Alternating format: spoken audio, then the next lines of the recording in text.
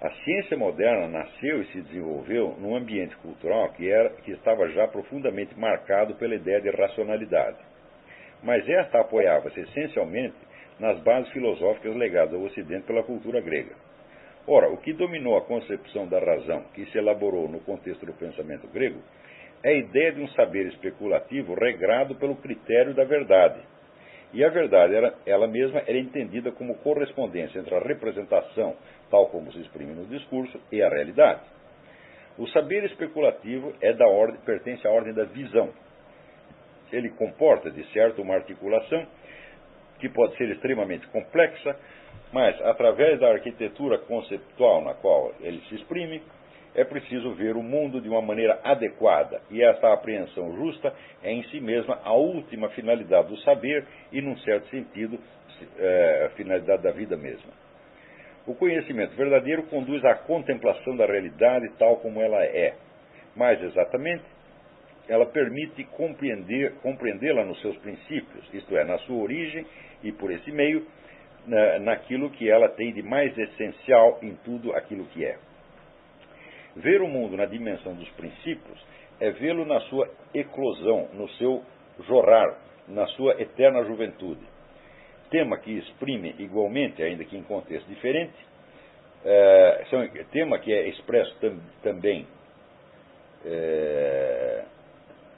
ainda que em contexto diferente, a imagem do eterno retorno, são expressas tanto pela imagem do eterno retorno, quanto pela ideia de uma visão subespécie eternitatis, quer dizer, sob a categoria da eternidade. Sem dúvida, a filosofia clássica abre o lugar, ao lado da razão especulativa, à razão prática, mas ela concede a prioridade à razão especulativa e, nas suas formas mais consequentes, coloca mesmo nela a razão de ser e a finalidade da razão prática. Se problemas se colocam na ordem da ação, é porque o homem é complexo, e em particular porque há nele uma dualidade, talvez uma oposição entre sensibilidade e intelecto.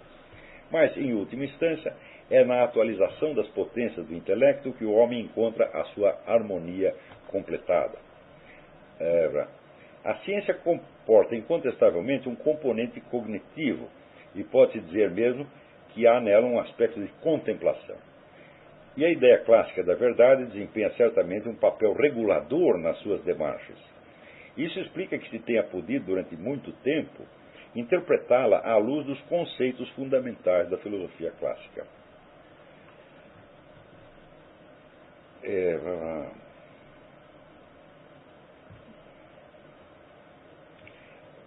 Mas, quando se tornou evidente que a ciência não podia ser considerada um departamento da filosofia, que ela tinha os seus próprios princípios, os seus próprios métodos, continuou-se a considerá-la como uma modalidade do saber teórico e, portanto, a situá-la na perspectiva de um ideal especulativo e contemplativo. É esse gênero de interpretação que se reencontra, por exemplo, na ideia relativamente corrente, segundo a qual as teorias científicas, prestem bem atenção, substituindo-se umas às outras, se aproximam assintoticamente. Assíntota é uma curva que parece que vai chegando, mas vai virando e nunca chega. De que a ideia relativamente corrente de que as teorias científicas, ao substituir-se umas às outras, se aproximam assintoticamente da teoria inteiramente verdadeira, que seria uma representação adequada da realidade. É também esse gênero de interpretação que se reencontra na ideia de que a ciência é o único verdadeiro caminho que conduz à sabedoria. Esta concepção retoma quase textualmente a noção antiga da salvação pelo conhecimento. A salvação sendo entendida como a conquista de uma atitude justa e totalmente harmonizada em face do mundo e de si mesmo, como a entrada num estado superior de unificação, onde todas as contradições da existência estão superadas. Então, diz ele que essa expectativa do saber totalmente adequado, saber totalmente verdadeiro, está no fundo da constituição da ciência moderna. Agora, é evidente que a ciência moderna não pode realizar isso nem mesmo assintoticamente. Por quê? Se nós não temos sequer a noção da verdade científica, mas temos apenas da adequação científica provisória, tá certo? Então, você falar de uma aproximação da verdade é impossível, porque a noção de verdade já foi neutralizada. Tá certo? Então,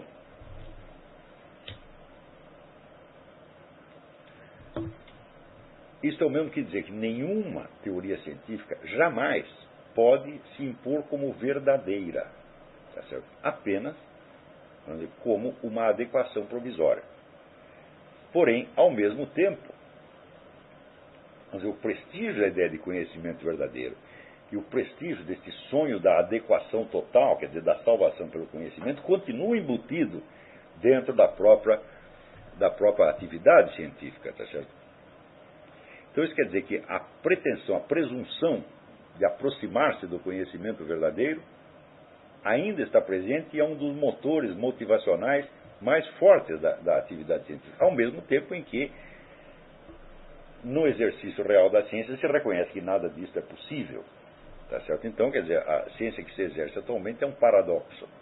Você está montado em cima de um paradoxo. E é justamente a impossibilidade de sair desse paradoxo que cria, então, vamos dizer, a existência do cientista como uma espécie de auto-engano permanente, uma farsa permanente. E o indivíduo que está vivendo segundo uma farsa, ele naturalmente ele tem que encontrar alguma compensação para isso, porque é uma coisa muito angustiante. Daí que a presunção da autoridade social da ciência seja paradoxalmente crescente. Quer dizer, quanto mais se reconhece que a ciência nada pode dizer de verdadeiro e definitivo, mais se presume que a autoridade da ciência deve ser aceita e deve ser imposta a todo mundo através de órgãos de governo. Por exemplo, quando se diz, você não pode comer isto ou aquilo, quantas vezes já os governos já não interferem proibindo determinadas comidas ou determinadas substâncias e depois se descobre que aquilo estava totalmente errado? Você se lembra todo o barulho que se fez em torno do colesterol durante 30 anos e depois se descobriu, não, o colesterol é absolutamente necessário, nem todo colesterol é ruim, etc, etc. Do mesmo modo, tem hoje esse códex alimentares que pretende regular tudo que a humanidade pode comer ou não pode comer. Né? Aí no Brasil, por exemplo, já estão proibindo certos anúncios de certos alimentos, etc, etc. Mas dia menos dia se descobre que esses alimentos nada tinham de prejudicial. Né? Houve esse fenômeno do DDT, que foi proibido no mundo inteiro e que depois, resultado, a malária, que era uma doença que não existia mais, voltou, né? E hoje já tem proporções endêmicas aí em várias partes do mundo, ao mesmo tempo que se descobre que o DDT não fazia tão mal assim, ou talvez não fizesse mal algum, e assim por diante. Quer dizer, esse debate interno da ciência, ele prossegue indefinidamente e, ao contrário, os cientistas, eles se gabam de que a sua atividade é permanentemente autocrítica e não dogmática. Tá certo? Porém, se é permanentemente autocrítica e não dogmática, então isso é contraditório com a presunção de uma autoridade publicamente válida. Se o que eu estou dizendo é apenas provisório, tá certo? Então, a minha ideia provisória não vale mais do que uma outra ideia provisória. Tá certo? Então, e aí se aplica, vamos dizer, toda esta crítica linguística de que, no fim das contas, vamos dizer, a linguagem científica também faz um vasto uso de metáforas, de figuras de linguagem, e na maior parte dos casos ela não sabe do que está falando. Aliás, parente, não sabe e não pode saber, porque a investigação crítica do sentido último dos conceitos da ciência não faz parte de ciência nenhuma. Então, toda a ciência tem que partir de uma axiomas mais ou menos arbitrários, fundados em figuras de linguagem. Tá certo? Então, nesse sentido, essa crítica está inteiramente correta. E se ela não se aplica a toda e qualquer presunção de conhecimento humano, ela se aplica perfeitamente à ciência tal como se pratica hoje. Porém, esta consciência de fragilidade, né, aliada à nostalgia da aspiração do conhecimento total e universalmente adequado, e aliado ainda ao prestígio atual da tecnologia, que se atribui, certo ou erradamente, se atribui à ciência. Eu creio que tecnologia tem uma dialética própria, tá certo? E só parcialmente depende da ciência. Mas, de qualquer modo, popularmente, a tecnologia é tida como um mérito devido à ciência. tudo isto coloca o cientista numa posição muito desconfortável e é isto que explica a onda de charlatanismo científico que hoje, nos últimos 30 ou 40 anos, tá certo? Onde, vamos dizer, até publicações altamente respeitadas, como o Lancet, acabaram se deixando comprar, tá certo? Por anunciantes que ofereciam mais dinheiro para alardear um tratamento do que outro tratamento e assim por diante. Então, a confiabilidade efetiva da atividade científica diminui à medida que, através dos organismos internacionais e através do aparato burocrático universitário e através da indústria, a autoridade pública da ciência se presume cada vez mais, como é que se diz, digna de ser obedecida por todo mundo. Então é uma situação extremamente paradoxal que é vivida pelos cientistas e na mesma medida, este paradoxo da existência deles se projeta sobre nós e afeta a vida de cada um. Né? Então, na mesma medida, o uso de critérios estritamente científicos e racionais nas discussões científicas acaba tendo que ser banido de uma maneira ou de outra. Porque é absolutamente necessário impor a autoridade de certas teorias que nós não podemos provar, e que não é que não podemos provisoriamente provar, não poderemos jamais. Então, é evidente que, nesse momento, a ciência começa, vamos dizer, a adotar certos procedimentos que antigamente eram mais característicos da autoridade religiosa. Tá certo? Sendo que, para fazer isso, não tem sequer a fundamentação de tipo teológico que a religião pode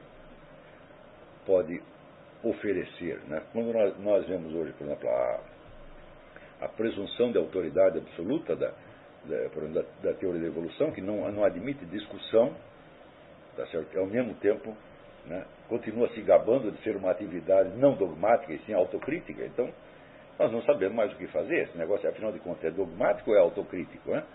Porque a própria alegação de ser autocrítica é usada para fortalecer a autoridade dogmática.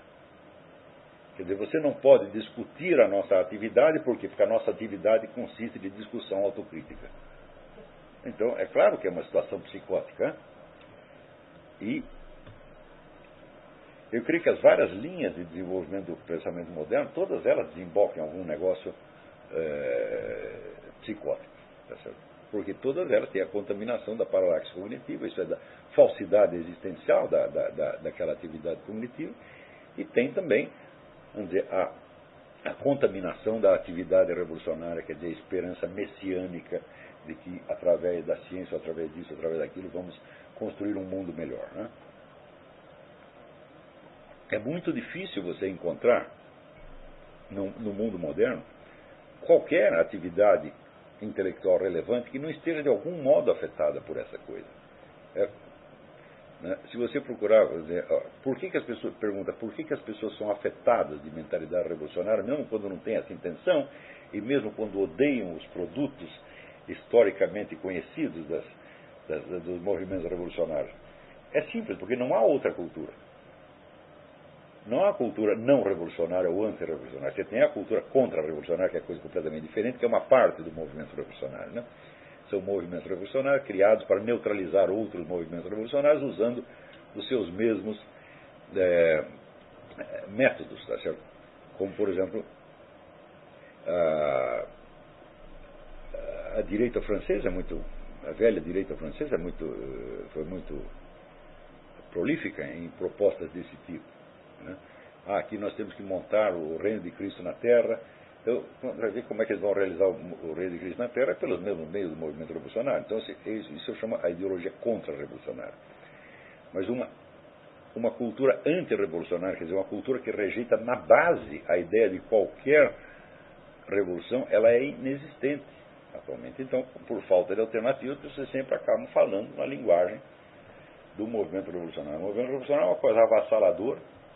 Ele é, vamos dizer, a origem, a fonte de quase tudo o que se criou na cultura do Ocidente nos últimos 200 anos. E tentar raciocinar fora dos cânones dele é uma coisa extremamente trabalhosa. Mesmo porque quando você tenta mesmo que você consiga fazer isso, quando você tenta se explicar, né, o seu interlocutor vai entender você nos termos do movimento revolucionário. Por exemplo, essa semana também estava conversando com um amigo meu, e ele dizia, olha, você está falando do movimento revolucionário, mas você tem que levar em conta também a mentalidade burguesa. A mentalidade burguesa, ela busca apenas a sua comodidade, ela é sempre afetada, vamos dizer, de covardia e tal. Então ela é, vamos dizer, já o começo da mentalidade revolucionária. Para ele, não, de jeito nenhum, porque essa mentalidade burguesa, que é de se autopreservar, de não correr risco de maneira alguma, né, e de tentar só viver para obter mais vantagens, quer dizer, uma espécie de cálculo hedonista, né, quer dizer, de tentar antes rico com saúde do que pobre e doente. Isso é um elemento permanente na história humana. Você encontra essa mentalidade em Roma, na Grécia Antiga, na China, na Índia, todo lugar que você procurar, você vai encontrar essas pessoas. Mas a mentalidade revolucionária não existe na história antes da modernidade ocidental. Isso é muito importante entender, isso é fundamental. Né? Você encontra elementos separados que vieram depois a compor a mentalidade revolucionária, mas você não encontra o conjunto, o sistema, a mentalidade revolucionária como geradora de cultura. Isso você não encontra em parte alguma. Né? Por exemplo, você antes do século XVIII, você não encontra nenhuma crítica integral da sociedade humana, crítica que é absolutamente essencial ao movimento revolucionário. Você encontra críticas a esse ponto, aquele ponto, mas não, vamos dizer, uma condenação integral da sociedade humana acompanhada de uma proposta de sociedade nova. Isso você não encontra, isso simplesmente não existe. Se você falar, mas aqueles autores que escreviam utopias, Thomas More, por exemplo, ou Platão, eu digo, olha, assim, a utopia de Thomas More não é uma proposta, é uma discussão, e a discussão termina com a conclusão da inviabilidade da utopia. E, mais ainda, a República de Platão. Platão faz aquela hipótese, vamos dizer, da sociedade perfeita, para depois dizer que, devido à prevalência da lei dos ciclos históricos, isso tudo se desfaria. Né? Quer dizer, não ia durar. Tá certo? Quer dizer, mesmo supondo-se que fizesse uma sociedade perfeita, não ia durar. Então, isso não nem mesmo a utopia de Thomas More tem nada a ver com a mentalidade revolucionária. Absolutamente nada. Quer dizer, aquela é um estudo sobre hipótese de futuro. Um estudo altamente crítico e autocrítico. Né? Então,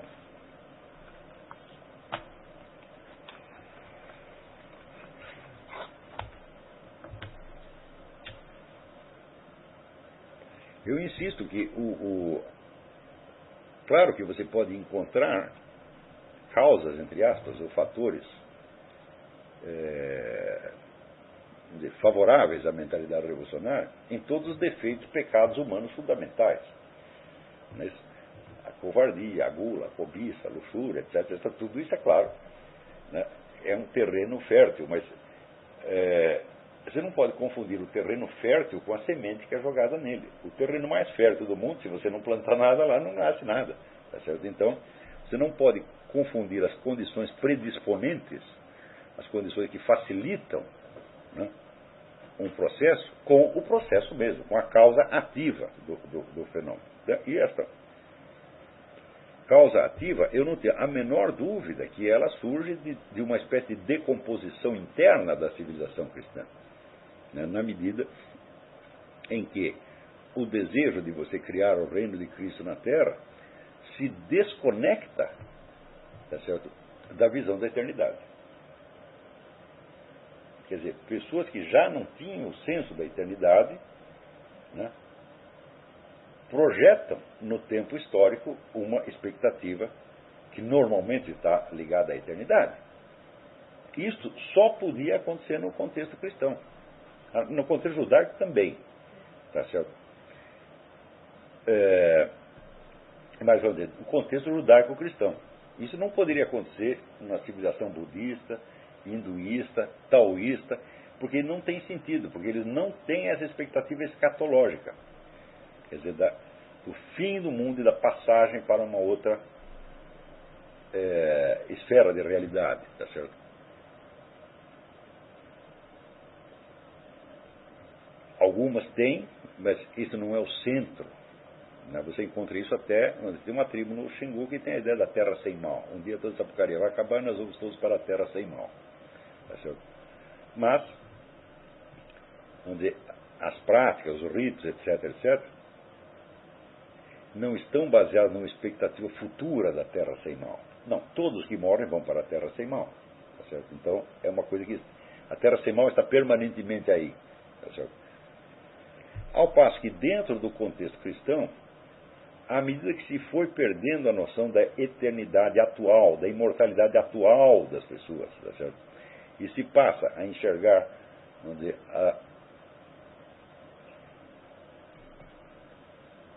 a segunda vinda do Cristo somente como um acontecimento futuro, tá certo? E não como um elemento estrutural permanente da vida humana. Então é aí que se origina a mentalidade revolucionária. Ela só poderia surgir de dentro do contexto cristão, porque ela é uma modificação, ela é uma terrestrialização da escatologia cristã. Tá certo? Então ela é um fenômeno histórico específico que, repito, teve um começo e terá um fim. Agora, e os demais pecados humanos, né? A chamada, que nós chamamos de mentalidade burguesa, por exemplo, né? Do comodismo, a covardia, né? Tudo isso existiu sempre. São defeitos humanos fundamentais, quer dizer, não tem sentido você explicar nenhum fato histórico por fatores permanentes. Para você criar um fato histórico novo, você precisa ter a intervenção de um elemento novo. Esse elemento novo foi justamente a combinação, a síntese de vários elementos, né, que se originaram em pontos diferentes, mas que de repente compõem um novo complexo. Esse complexo se chama mentalidade revolucionária. Então, a partir do momento em que isso se forma, vamos dizer, entre os séculos XVIII e XX, todo o campo da cultura é infectado por isso. Ao ponto de que, quando se retira do campo cultural a expectativa da mutação futura, as pessoas caem numa depressão desgraçada, porque elas não são capazes de conceber nenhum outro sentido da vida a não ser lutar por um mundo melhor. Entendeu? Então, elementos disso estão presentes, no fundo, em toda a atividade científica, se você pensar bem. Por quê? Porque a atividade científica é toda ela determinada por essa expectativa, como dizer, da salvação pelo conhecimento, que é o elemento, obviamente, gnóstico. Quer dizer, essa progressiva aproximação da verdade. Ora, a ideia de progressiva aproximação da verdade, ela é autocontraditória em si. Né? Porque se existe uma aproximação, né, progressiva, mas nós vamos continuar sempre nessa aproximação, nós não sabemos onde vamos chegar. Se não sabemos onde vamos chegar, como saber se estamos nos aproximando ou nos afastando? É inteiramente impossível. Tá certo? Então, vamos dizer, essa ideia da aproximação progressiva, ela é em si mesma uma expectativa de futuro que se move para adiante à medida que você também se move. E esta ideia, vamos dizer, do futuro móvel, ou da promessa autoadiável, é uma das estruturas fundamentais da mentalidade revolucionária. Quer dizer, a mentalidade revolucionária não tem um ponto de chegada, né? Ou como diz o Lula, não sabemos que tipo de socialismo queremos. Eu digo, mas se nós não sabemos, como saberemos se chegamos lá ou não? Jamais saberemos, né? Eu ando um pouco para frente, o meu socialismo foi um pouco mais para frente. E assim, vai como você pendurar uma cenoura na frente do burro, ele vai indo, né, e nunca alcança a cenoura. Então, isso está presente na formação da ciência moderna, como está presente na mentalidade revolucionária. E o advento da ciência moderna é um dos elementos fundamentais da mentalidade revolucionária. Tá certo? Então, o que eu estou dizendo é que isso, como teve um começo, vai ter que ter um fim. Tá certo? Tudo tem um começo, tem um fim. Agora, aquilo que é permanente, bom, só terminará quando terminar a humanidade, quando morrer o último. Né? Quando é que vai terminar a sacanagem, a safadeza? Bom, quando morrer o último. Mas antes disso não vai terminar. Quando é que os caras vão parar de comer a mulher do próximo? Quando morrer a última mulher do próximo. E eles vão comer o próximo. Tá certo? Então,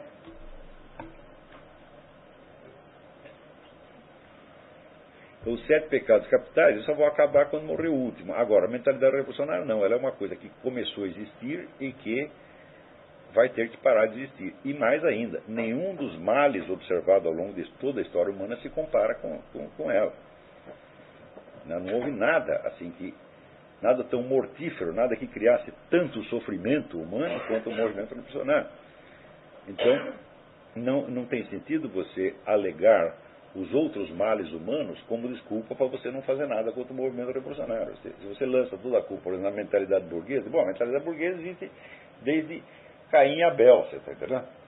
Então, esperar acabar com ela não vai acabar nunca. Então, também, e por isso não podemos identificar o que é o movimento revolucionário com a maldade, com o pecado. O pecado existe em toda parte, tá certo? Não, só vai acabar quando morrer o último.